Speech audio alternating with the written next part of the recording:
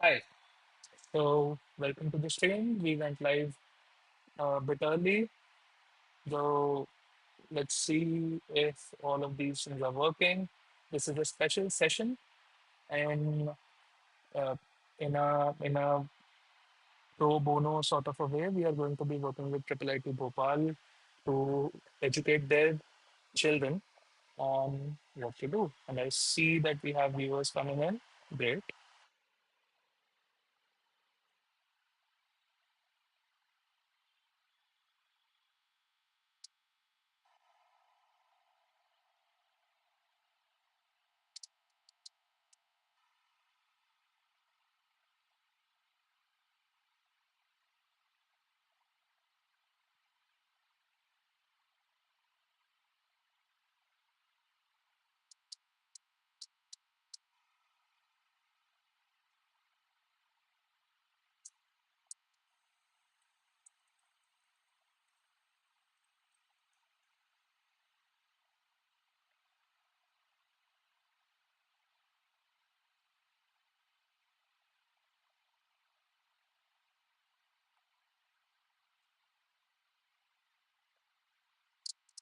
We're just waiting for the students to join in, and then we'll proceed.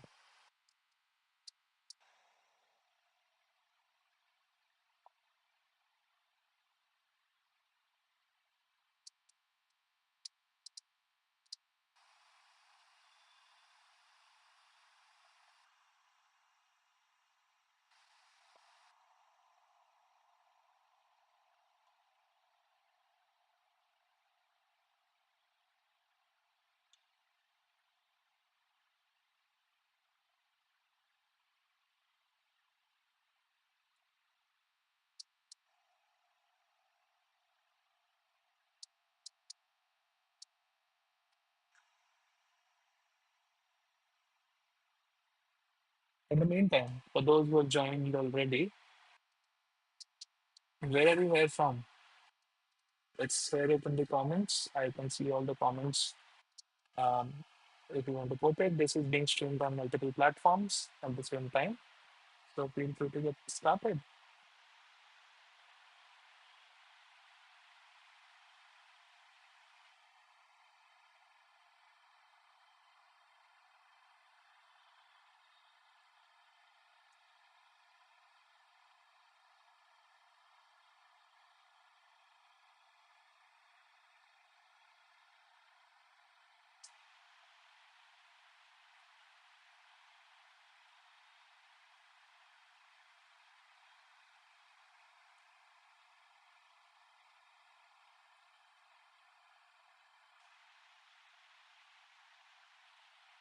All right, let's get started. So, hello, people who are tuning in from Triple IT Bhopal, people who are tuning in from other places. Today is going to be an informative session. I want you to understand that you're taking out 90 minutes out of your day today to be in that session. And this is probably going to be the most informative and no BS session about AI and its repercussions, especially for college students and working professionals today. So let's get started. All right. So the webinar, as the name is the AI Career Blueprint. This is going to help you understand the new rules for getting high paying tech jobs in 2025. I am Abhishek. I am somebody who's been in AI and DevOps, and I've been teaching students as a pro bono sort of a thing. And this is part of that series. You can also check out my other series like 1MM DevOps, which were done before. And let's get into the whole thing and let's get into the brass tacks here, where we are and what we are here for. So let's move forward. So this is what we'll cover in the next 90 minutes, as you can see. So the first thing will be we'll give you a map, and then we'll show you a demo which will almost feel like magic to you. And from there on, we'll move towards AI project blueprints. So since this is a webinar session, please keep in mind your comments will be 10 to 20 seconds delayed coming to me, but I'll try to make up for it with some small part. Let's move forward. So Whether you know it or not, or whether you believe it or not, the rules for getting a high paying tech job have completely changed in the last 18 months. You must be hearing a lot about layoffs that have been happening in bigger companies and smaller companies alike. But what you've not been hearing is that there are a lot more positions that have opened up and that they're actively hiring for, which are paying more or even similar to the same positions as they would have paid for seniors, but now for entry level or mid level folks. So this will be the most practical session of your semester and probably your degree. And I'm willing to bet that nobody has told you the new rules yet. So let's quickly get into it. I want a quick head count on understanding where you guys are and how you feel about how ready you are for AI. So if you're in third year, if you're in fourth year, if you're in second year, or maybe you're a working professional already who's looking at this, how many of you feel you are very ready? Please type out one in the comments if you're on any of these places. If you feel you're somewhat ready, please type out two. And if you're feeling not ready at all, type out N. So let's check this out. Let's wait and see what we're getting.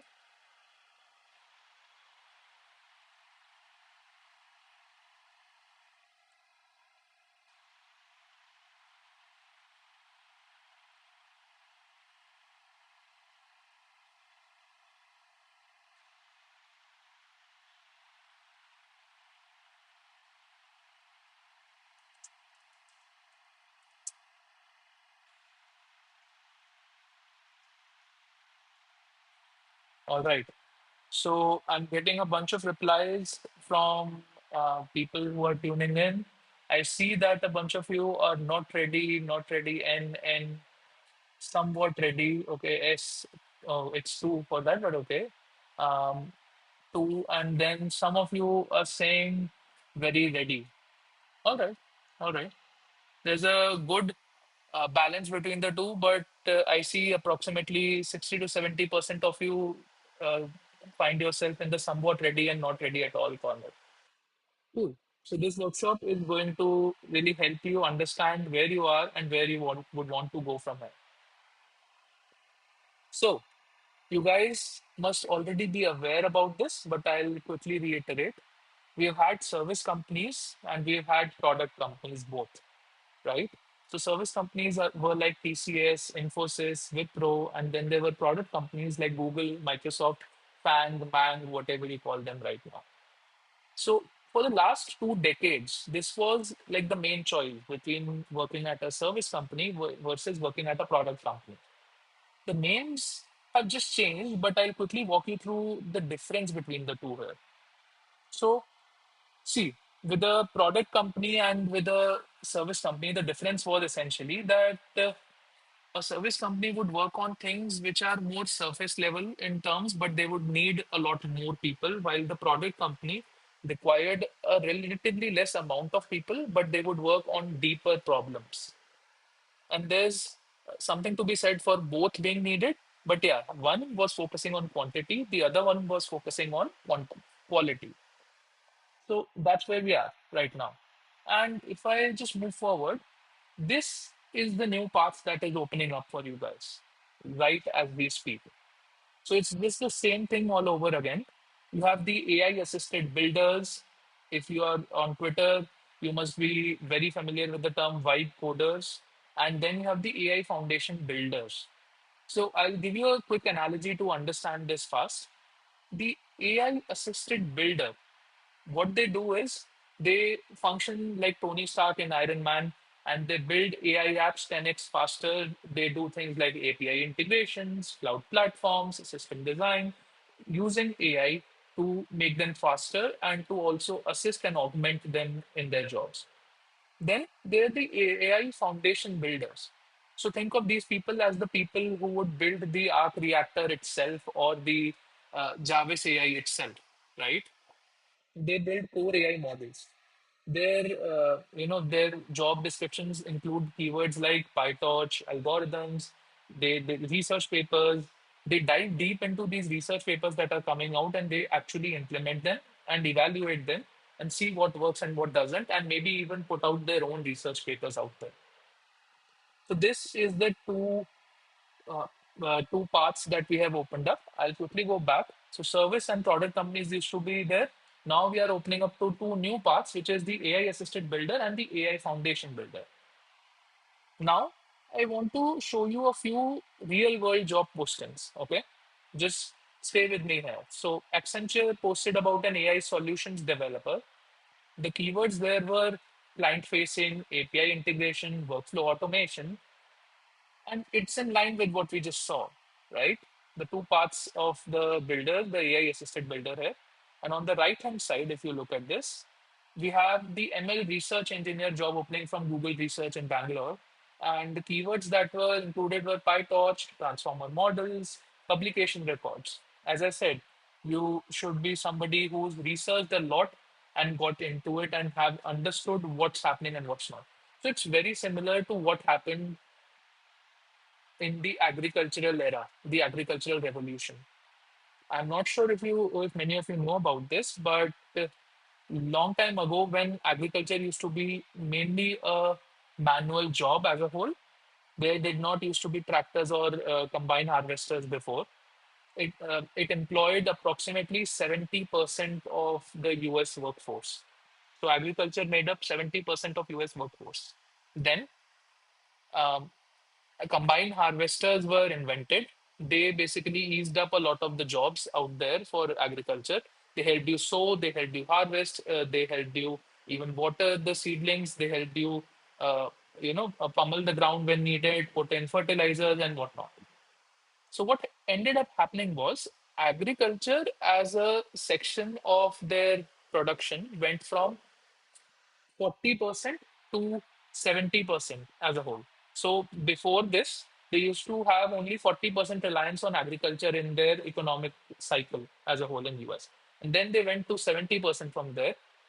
But the good part here, or I should not say good, but the part here that is interesting to me is that the labor participation went from 70% to 40% to 30% to, I think today, don't quote me on this last one, but I think it's 10 to 20% as of right now in the US. The difference was that although the combined harvester was invented and it eased up the work, the difference is that now the work is easily done by one person running that combined harvester than having 10 people on the fields doing the same job. So I believe we are sort of in the same area right now in CS, where we have invented our own combined harvester, which means that the good news is that computer science is going to flourish like anything before. And the bad news is that you need to skill up and you need to actually become the person who can run that combined harvester instead of the person who will manually plow the fields. So that's the difference that we are looking at right now. So as part of this, your resume is about to expire. You have seen the real world job postings, you have seen the two paths, and you have seen where they're coming from. You have the map right now. You know where to go, how to go about it, what to do. But here's the catch. The way you are going to prove this is not going to be the same as your seniors. Your seniors must have told you a bunch of things about what's happening, what you've worked on, what you should showcase to your employers, and whatnot. Am I right? Let's do a quick litmus test for this. So, in the chat, if you can reply, have you ever built a library management system, hospital management system, medical records management system? You know, those run of the mill projects that you must have seen your seniors also do. CRUD apps essentially create, read, update, delete applications on APIs and databases. We'll take a minute to wait for the replies and then we'll move forward.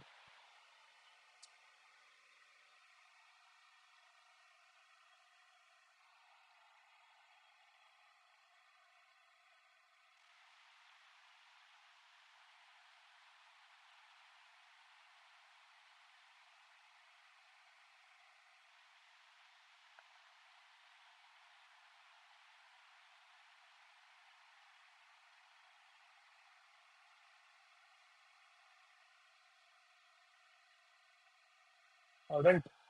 So I'm seeing some replies trickle in over here from people. I see.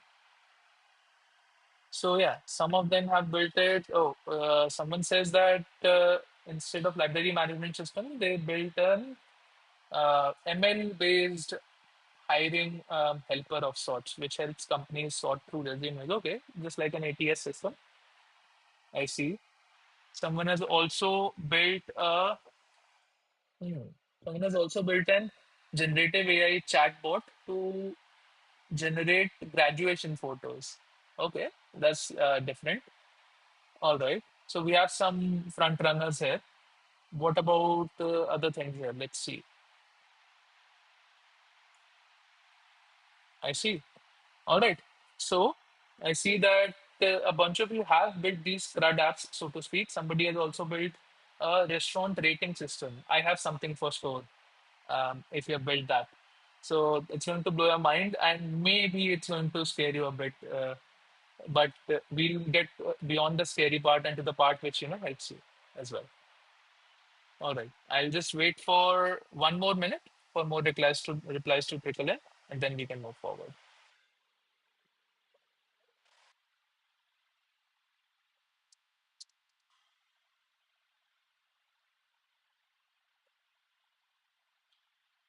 All right.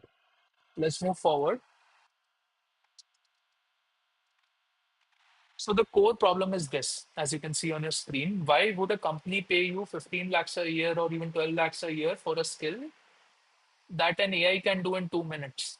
AI cannot be sick. AI can work 24/7. AI probably can communicate in a more personalized way with the other person, and AI will also not be burnt out.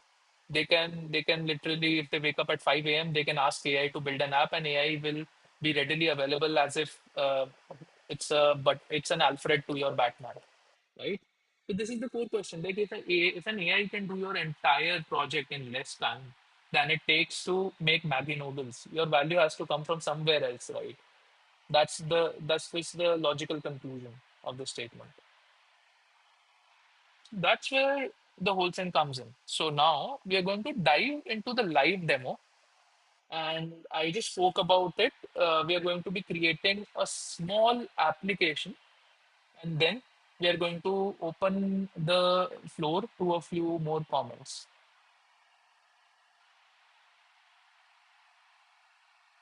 Mhm. All right, guys, can you see my screen now?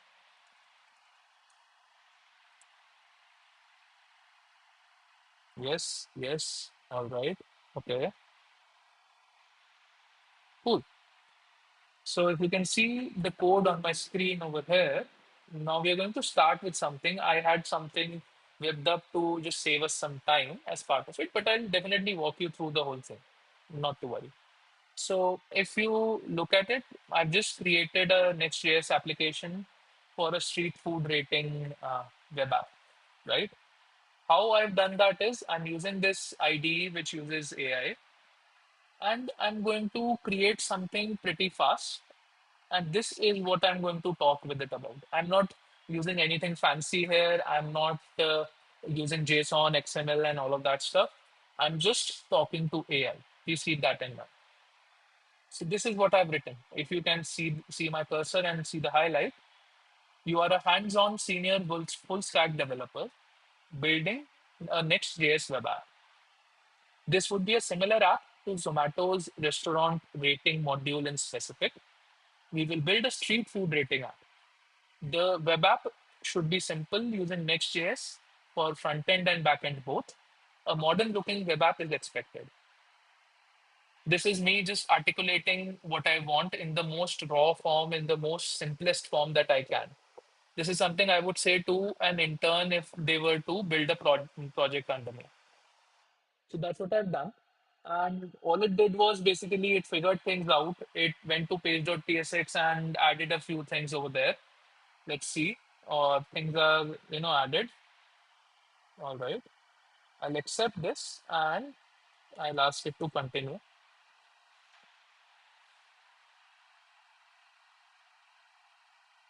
In the meantime, I'm going to open up things that we have here.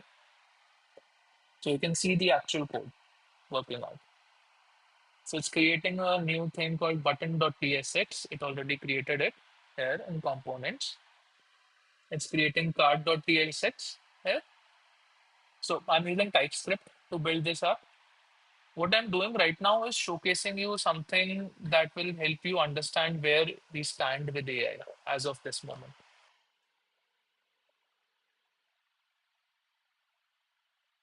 By the way, I can actually browse my notes over here if you can see them while this is being built. This is the level of autonomy that it gives us while we're building it. We just added like what 300 lines of code. I'm not saying all of them are going to be correct. Don't get me wrong here. A human is still needed, but that speaks for something. It would have taken us that time to actually add those lines of code and debug them ourselves, right? And not to worry, we are going to proceed further as well, but we want to first figure out and understand where we stand with AI as a whole. That's why I'm doing this live demo. This can break just as easily, but that would go to teach you the weaknesses of AI as of this point. That is something that you can monetize and that you can use in your advantage because you know that okay, this is where AI is weak. If I help myself and become better at this particular place, I can still get a great job offer just because I'm strong at something that AI is weak at.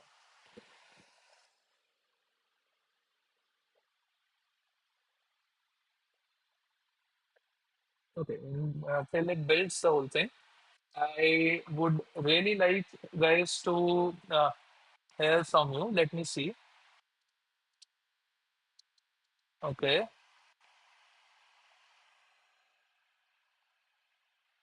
all right.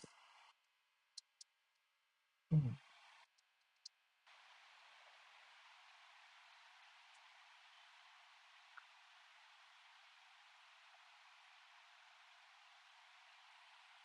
All right. I got some questions from people about what is AI here, and there are certain understanding issues from people as well. No worries. We'll figure it out and then we'll move forward.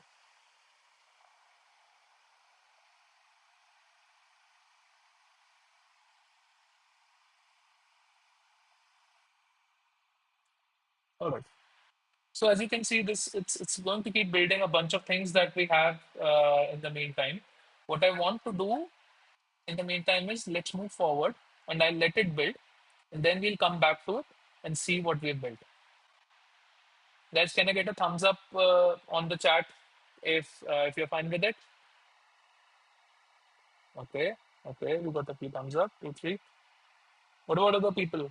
Do you guys like AI just writing code in general and just watching it write code? Okay, yeah, a few more are out. Great. Let's move forward.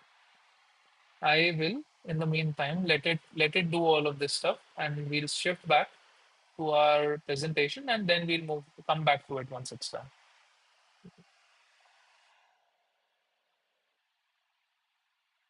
So I started with a blank folder. Actually, the workshops folder that you saw was a blank folder, and I created the basic scaffolding using a CLI, and then gave AI the simple instructions that were there. And a functional application is being built in front of me right now. Let me see if I can show it to you. And let's see if it's running. I'll share my screen and show you the running application for that. Perfect. So, guys, our application is running. I'm going to show you what it looks like. Who's excited?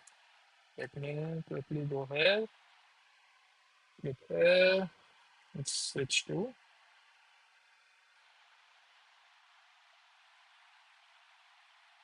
Here you go, guys. So we have a application that was created entirely with just one prompt. It has a bunch of filters here as well as you can see. It has the location, header bar, how many vendors are already part of it. Let's click on view details. Oh, we also have a view details page. I did not even ask it to make that, by the way. So this was by itself is what it made. So if I click on write review, it's not going to work obviously because I've not given it any specific thing to implement here, but it understood what it wants to implement. As you can see, it has the star system, reviews here, back to search. We can even go back and forth. And I think we can even, yes, we can even filter things by cuisine. So as you can see here, we are able to filter things by cuisine. We are able to filter by 4 plus star and 4.5 star restaurants here. And I believe we should be able to also filter by name. Yes, so we are able to search it as well. All of this, guys, was created with just one prompt. All of it. If you see it, it looks good, right? It's a good platform which is created by maybe somebody who's just fresh out of college and who understands UI. That's what it looks like to me. The images might not be visible properly, but that's fine. We can add that.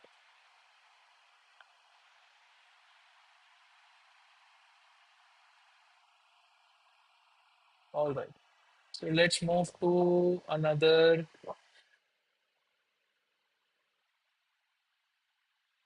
Yeah. Okay, so there are a bunch of not so good people here. Let's get them banned. Team, can you please take a look at that? Thank you. All right. Somebody is asking package kitna hai. Okay. So if you're going to ask me my package, I'm not going to be sharing that with you guys. If you want to understand, I'm the person who gives you guys jobs. So figure out the package. Okay. All right. And yeah, I guess we have another ban here. Team, please just take care of that. It's all good. Keeps happening, guys. So let's get moving forward. So I'll quickly shift us to our older screen here and let's get started. Hmm. So if we go back to our presentation, you saw that I was able to create that street food rating app within just one prompt, right? I can reshare the screen to showcase it to you what the prompt was, but we'll move forward and you'll understand why and how the prompt was created. This is what we created. It took approximately 15 minutes. I think it took even less than 15 minutes right now. I did not write one line of code by hand here. There were a few problems there in the code, like, for example, images, like, for example, the filters moving the whole screen down, right? Those problems still exist. AI is not a cure all. AI will get you to, let's say, 50 to 70%. After that, you'll have to write code, you'll have to debug code, and you'll have to understand what the code does. You cannot just rely on AI itself. So how did I do that? This looks like magic to people. I'm sure you must have used places like Lovable, Bolt, and all of these things. But I just wrote one prompt with a direct AI model. I was not using any of the fancy stuff that was built on Bolt or Lovable. They have their own system prompts. They have their own setups that actually help you build it with simpler prompts, right? But I wrote a very simple prompt as if I was just talking with AI. That's all that I was doing there, right? So that is what that is what is the crux of the whole thing. It's not magic, it's a skill, it's a process, and it's a framework. The AI did not just understand it because I spoke about it, spoke to it in generally. I actually deliberately structured my statements that we used with AI. So how did I do that? It's not magic, it's a framework for giving professional instructions to AI. It's just understanding what to speak, and how to set proper goals. I like to call AI the genius intern. It's as if Tony Stark was interning under you, but you also have to give them proper direction. So that's what we are at. This is going to help you understand what I just did. I used our own create prompting framework here. C stands for context, R stands for role, E stands for example, and A stands for action, T stands for tweak, and E stands for evaluation. I'll walk you through each of them. and show you where we saw that and where it was actually there. So let me quickly go through this again, and let me share the exact one with you. Yeah. So you should be able to see my screen again now, and how it created it. I'll scroll up to the top and I'll show you. So we set the context using this. You are a hands-on senior full stack developer building a Next.js web app. And this is something like a context plus role at the same time. We have set the context that, hey, you're building a Next.js web app, and role is we have set it as you are a hands-on senior full stack developer. The second one is example. Then you have EA for example. This would be a similar app to Zomato's restaurant rating module specifically. And action is we will build a street food rating app. We just followed the example with an action. Then we added a tweak. The tweak is that the web app should be a simple web app using Next.js for front end and back end both. That was what my tweak was here, but you can add in any other tweak. For example, if we wanted a web app which was WhatsApp native, for example, if you wanted a web app whose link, if you share in WhatsApp, they can easily be understood and move forward with. That can be added as a tweak here as well. And at the end of it, I added a very simple evaluation criteria, which was E. A modern looking web app is expected. That's about it.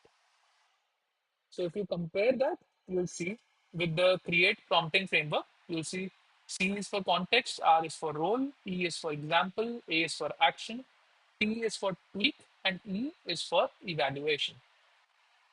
So that's where we stand right now as a whole thing, as the whole prompting framework goes. So if we move forward, we'll move from tactical to strategic understanding. Now, the point is that, okay, you now know the map.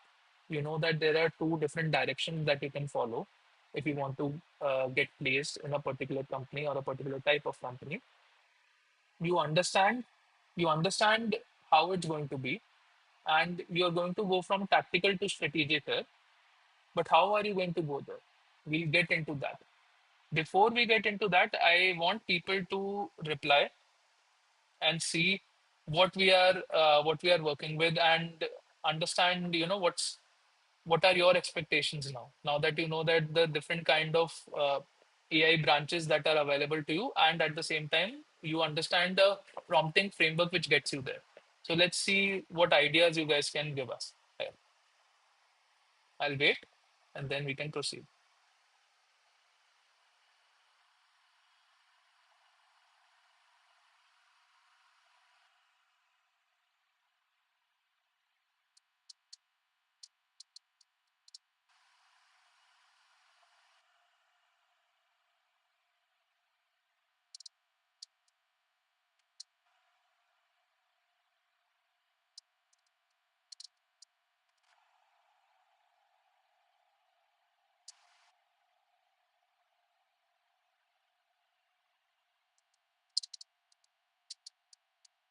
All right. Some people are saying that, okay, for them, the strategy has been that create projects which their seniors gave them and help. Okay, okay. See, basically, they got an idea from their seniors on what to create. Some of them got it from their uh, teaching coordinators. I'm assuming that's some sort of a class teacher of sort for the other things. And all right, what else do we have?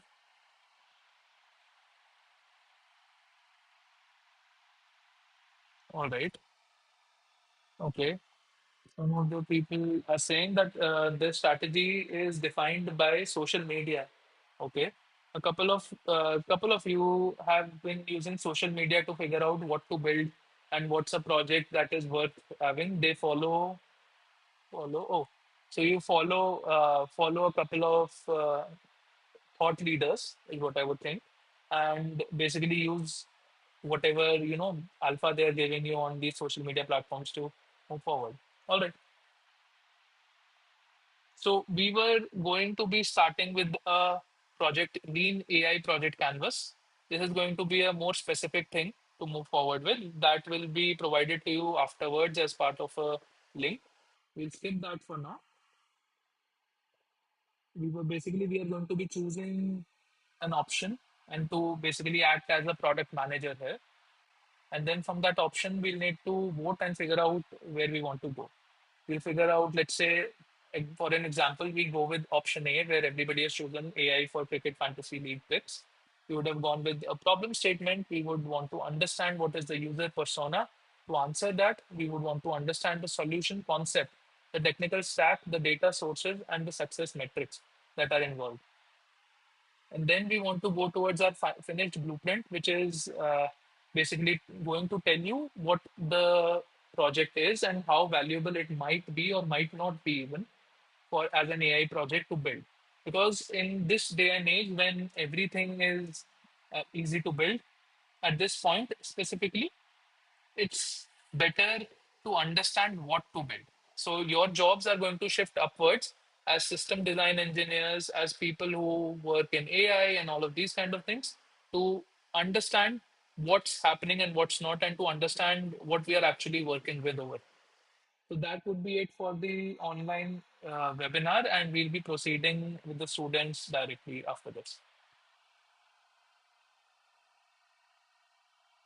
Bye for now.